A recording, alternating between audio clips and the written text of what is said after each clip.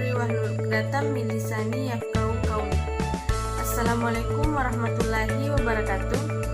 Pertama-tama, marilah kita panjatkan puji syukur atas kehadirat Allah Subhanahu wa taala yang telah melimpahkan rahmat berupa kesehatan dan kesempatan kepada kita semua, sehingga kita dapat melakukan aktivitas kita sebagai mahasiswa, yaitu belajar. Salawat serta salam tak lupa pula kita kirimkan kepada junjungan Nabi besar kita, ialah Nabi Muhammad SAW, dan telah membawa kita dari zaman kegelapan menuju zaman yang terang menderang seperti sekarang ini. Baik, perkenalkan, nama saya Fatma Sari, NIM 1810045, Program Studi Pendidikan Agama Islam, Fakultas Tarbiyah Institut Agama Islam Negeri Parepare. Pada kesempatan ini, saya akan mempresentasikan materi mengenai analisis sosiologi tentang sistem pendidikan. Sebelum itu, perlu kita ketahui apa sih itu sistem pendidikan.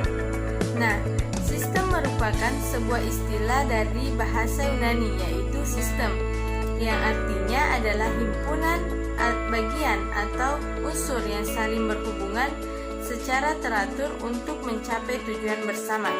Sedangkan pendidikan menurut Undang-Undang Nomor 20 Tahun 2003 ialah usaha sadar dan terencana untuk mewujudkan suasana belajar dan proses pembelajaran agar peserta didik secara aktif mengembangkan potensi dirinya untuk memiliki kekuatan spiritual keagamaan, pengendalian diri, kepribadian, kecerdasan, akhlak mulia, serta keterampilan yang diperlukan dirinya, masyarakat, bangsa, dan negara. Dari pengertian tersebut dapat kita simpulkan bahwa sistem pendidikan berarti suatu keseluruhan komponen pendidikan yang saling terkait secara terpadu untuk mencapai tujuan pendidikan.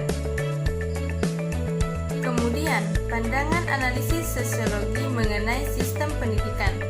Pendidikan selalu dilihat sebagai usaha manusia optimistik mendasar yang dikenali dari aspirasi untuk kemajuan dan kesejahteraan. Pendidikan dipahami oleh banyak orang sebagai usaha untuk melebihi kemampuan orang-orang yang ada di sekitarnya untuk mencapai kesetaraan yang tinggi dan memperoleh kekayaan dan status sosial. Pendidikan dianggap sebagai tempat untuk anak-anak bisa berkembang sesuai kebutuhan dan potensi unik mereka. Selain itu, juga sebagai salah satu arti terbaik dalam mencapai kesetaraan sosial yang lebih tinggi.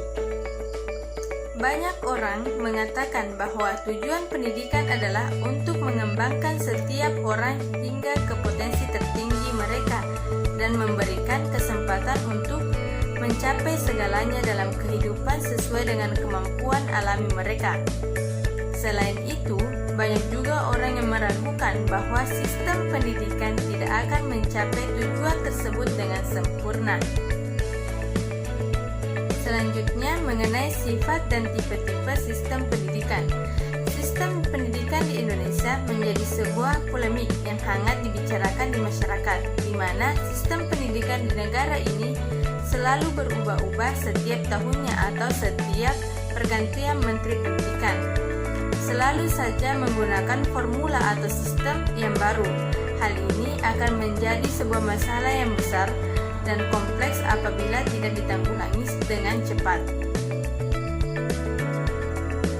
Akan tetapi, pemerintah tidak hanya diam menghadapi semua permasalahan tersebut. Sekarang, pemerintah sudah berupaya agar mutu pendidikan yang ada di Indonesia ini setara dengan negara-negara lainnya.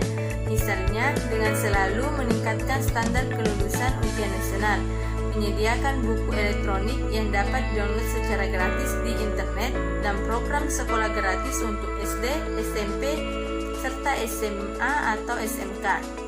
Upaya-upaya itulah yang digunakan untuk memajukan pendidikan di negara ini. Tetapi, itu semua akan sia-sia tanpa sumber daya manusia atau SDM yang memadai dari guru-guru pengajar, dan juga yang sangat penting adalah sarana dan prasarana sekolah. masih ada sekolah-sekolah yang bangunannya kurang layak digunakan untuk kegiatan belajar mengajar karena termakan oleh usia. Sehingga itu membuktikan bahwa banyaknya sekolah-sekolah di negeri ini yang mempunyai sarana dan prasarana yang pas-pasan. Peningkatan mutu pendidikan tidak hanya dibebankan pada pemerintah saja, akan tetapi banyak pihak yang harus dilibatkan dalam pelaksanaannya seperti orang tua, tenaga pendidik, serta yang paling penting adalah keikutsertaan para pelajar sebagai modal utama untuk kesuksesan kemajuan pendidikan di negeri ini. Pelajar harus mempunyai tekad yang kuat untuk memajukan pendidikan di negeri ini dengan meningkatkan mutu sumber daya manusia atau SDM yang dimilikinya agar dapat bersaing dengan sumber daya manusia dari luar negeri, baik dari bidang apapun. Tak lepas dari itu, peran tenaga pendidik juga sangat penting karena dengan tenaga pendidik yang mempunyai sumber daya manusia yang memadai, maka akan menghasilkan output yang baik.